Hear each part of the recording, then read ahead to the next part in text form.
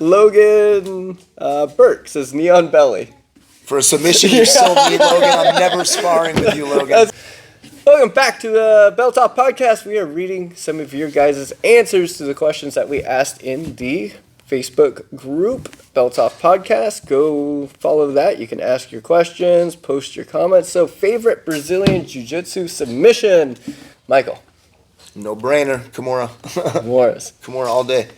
The most reliable technique, in my opinion. Easy to learn, too, as far as teaching them goes, right? Mm-hmm. Like and I've told this to the kids' classes, I said, if I could teach you guys one submission, it would be a Kimura, right? Because you can get them everywhere. It's reliable. You can hold on to it. It's a great control grip in addition to a submission, right? No matter where you're at, you can reach one. Literally every position you can reach one, even though it's probably not fundamentally sound to be mounted and reach for a Kimura. It's there, right? Like if that was the only move you knew, I feel like you can make it happen. When I think about universal techniques like that, or the best techniques, or the favorite techniques, it's usually a submission that you can get from any position. Yeah. So like the Kimuras, and if you like the Kimuras, the bicep slicers that I've been working. And it's funny because everywhere I'm at now, I'm like, oh, there's a slicer, there's a slicer, there's a slicer. Yeah. And anywhere you could get a Kimura, there's a slicer. On the bicep. Yeah. Right. Of bicep course. Slicer. Yeah. And then you can always do, calf slicers if the bicep's not available. It was funny. You sent me that video. And I was just doing a very similar one to him, dude, that morning. Unbelievable. That guy walked through the brown belt kumite with that technique. I swear. I mean, I don't think he beat everybody with it, but he beat a lot of guys with that. Yeah. That was the nastiest. You watched it, right? Yeah, I did. Yeah. Man. Yeah, just like you watched the kumite. I mean, I watched all of them. Yeah. Oh, I watched the whole thing. That brown belt kumite. Sean Roberts dominated in that. He got second because Keenan Cornelius was a freak. Right, but yeah, it was that tournament was a race for second, and Sean got it. And then with an awesome bicep instructional at the end there. Yeah, that was super cool. So we asked you guys. Well, Dylan, what's your favorite sub? Well, I commented on there. I said anyone I can make work. But there was a few of them that said that, and those were some of the most liked comments. Yeah. It's not wrong. But if I had to pick, I would say right now the Ezekiel, because I never forget it, and I can get it from guard, I can get it from mount, and it never leaves my head. You can get it if they have you in mount. Yeah.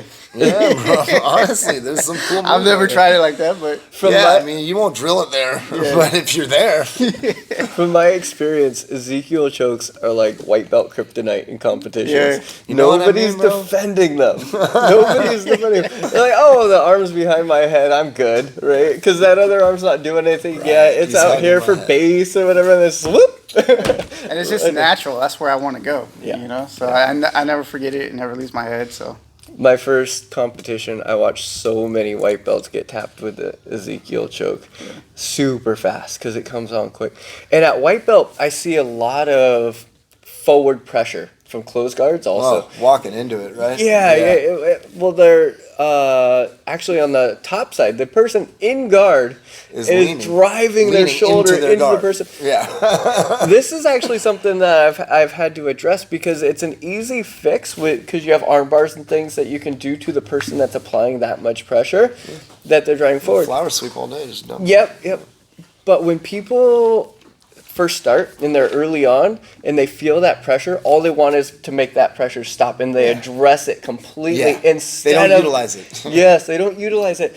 And then you show them a technique from there and they're like, oh, mind blown.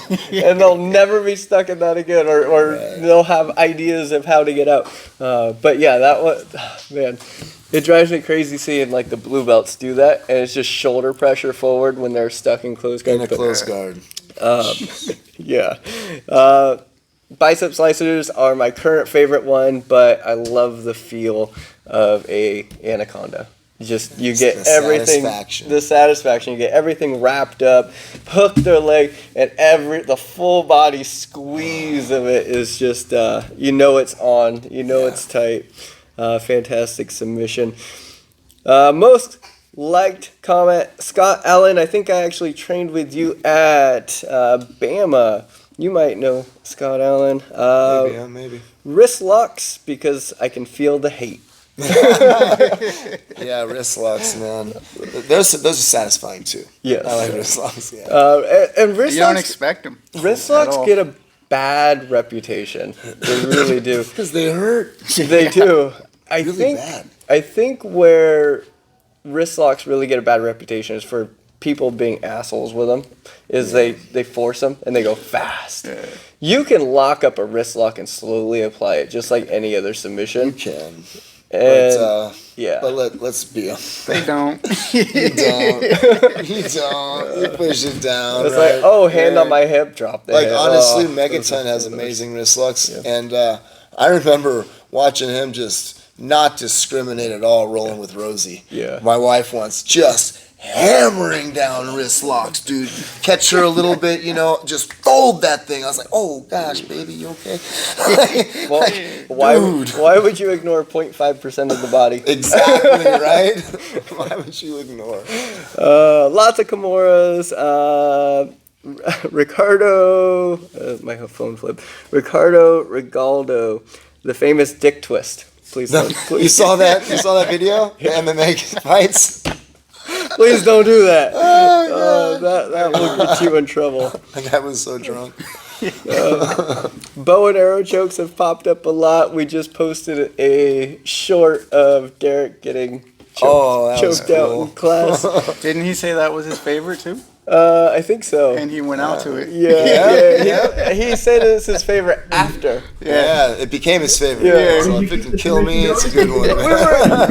The drill was you're on the back. You have 2 minutes to try to tap the person. No position changes. So the person in front can't escape. They're just defending. Just defending. Gotcha. And so see how long you can last, because we were having the conversation of, this is a terrible position. You're in the worst position in Jiu Jitsu. But if you have decent defense, sometimes you can make that thing go minutes. Yeah, you survived. Yeah. No doubt about it. And so Ryan had set it up and everything, got to position. His hips were a little off, so I'm watching it and I'm coaching him through, okay, shift your hips up off the hips and more towards the torso so that you can get a little more leverage on the pull. And he's doing that. And Derek said that he looked up at the clock, said 20 seconds. Said, I got this. I got this. About 5 seconds later, So long. it looks like he went to tap, hand goes like this. He was waving and bye-bye. out he goes. He was waving. So Ryan is 16 years old. He's like, oh my god, he said freaking out. Traumatic. Yep. And I walk over and, I support Derek. And then buzzer hits. He pops back to life. If you watch the video, listen for the buzzer because it's right when he comes to. 20 seconds he thought he could make it. It's almost a rite of passage. You ever been slept? I haven't. Not you? Close. Really Oh, close. man, I've been slept, yeah. You slept. I got slept in a damn wrestling match. that video. I did a wrestling match tournament and got put to sleep in a front headlock. Yeah, wrestlers have nasty front headlocks. Yeah. It's cool. It's a rite of passage. And with wrestling, you just have to have arm in, right? You can't. He had an arm in, arm. He had the arm in, so it was basically like our head and arm show. Because in wrestling, you can't just attack the neck, right? You have to have an arm in. Yeah, you need to have an arm in, yeah. Calf slicers from the truck was Douglas. That's a good one, man. And then straight arm lock. See, I feel like I would have a different answer if the question was, what's your most satisfying? Right, and that's like why you I said, gave you gave Anaconda for satisfying. What's your most Gosh, I satisfying? don't know. I think I have to think about that more because all these ones that I'm hearing, I just get that of like, oh yeah, those are satisfying to get, right? I like the I bow and- love that one. I love the truck slicer. I love bow and arrows are so satisfying. I like the bow and arrow, but you're not there long enough to make it That's satisfying. true. You got to really It's milk too it. You got to quick. like not finish it for Yep, a while. yep. Yeah, no, single wings are very satisfying to me too. Yeah, Single wing chokes, something about how deep it gets and is and, We were and just it's looking at loop chokes and stuff last night. Those ones are nice. Yeah, loop chokes are very satisfying to get. So I don't know, satisfaction versus like reliability and favorite. Dadu, chill. It says mother's milk. Oh gosh, He must be a big guy. He must not wear a rash guard. It is probably a big guy. They get to that side control position. You're not gonna make a or lot of mount. friends. Yeah. Finishing mother's milk. Yeah. One thing that people don't realize is smothering is a legitimate choke It will asphyxiation, kill you. and it is legal in competition. Yeah, it will kill you. It's not. It won't make you any friends. Training, man. I had this. We're doing mataleos in the kids' class this week, right? We're taking the back hooks and mataleo, and I use it as an opportunity to give them the lecture about like, you know, making sure it's perfect. Yeah. Right? Because a kid will get a mataleo right around your face. A grown-up will. Yeah. Mataleo, you know, if it's under your eyebrows, you're good, right? Like, that'll be their attitude. They'll squeeze the life out of that thing. You know, so I always tell the kids, like, this is your chance to keep your friends, right? Yeah. Because, you know, you want to come to jiu-jitsu, you want to see your buddy until they strangle your face. Then you don't want to come to jiu-jitsu and see your buddy anymore. So let's keep our friends. Let's be nice. Gotta tell the same thing to the grown-ups. So. Work back and forth, try to get under the neck instead of just smashing the face. I've actually tapped to being fucking smothered like that. Yeah. Oh, it's a blast. And it wasn't even like, it was more of a panic. Yeah. You know why I tapped it? It wasn't that I couldn't hang there. It was just Jack had me arm bar, of course, today. And the way that he was using his leg was across my mouth and nose. Smothering. And I was like, And it felt I'm like giving it up weighed stuff a just to bunch, get my face right? out. Isn't that crazy? And he does that on purpose. He knows exactly what he's doing. The man is an absolute technician. Logan Burke says Neon Belly. For a submission, you're so mean, Logan. I'm never sparring with you, Logan. That's got like 17 likes. I'm never sparring with you, Logan. Oh, man. Hey, man, it falls into the compression. Yeah, kind of, that's the mat enforcer technique right there. Oh, gosh, yeah. Yeah, you did something wrong. If the upper belt submits you with Neon Belly, he's mad at you for something. especially if he's pulling up too. Yeah. Jeez. You can't breathe. It's painful. Yeah. Your ribs are compressing. Yeah, it's all kinds of bad. It's painful and you can't breathe. Yeah, dude. Yeah. Every now and then I'll get that when you have side control, right? And instead of an underhook with your far arm, you can lift them up and put your arm under their back. Yeah. You know what I mean? And then lean, and you end up rib to rib pressure with your arm under. You feel like you're gonna die. Like you could feel like you're gonna get crushed. I made a comment to one of those Neon Belly ones, and I said, "Yeah, you don't realize how much you breathe through the back, right? Just getting onto your side a little bit, and then getting some oxygen and your lungs opening to the backside. Yeah, man.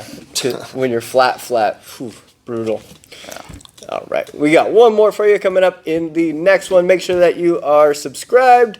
You'll see that. Also, join us on Facebook. Join the Facebook forums.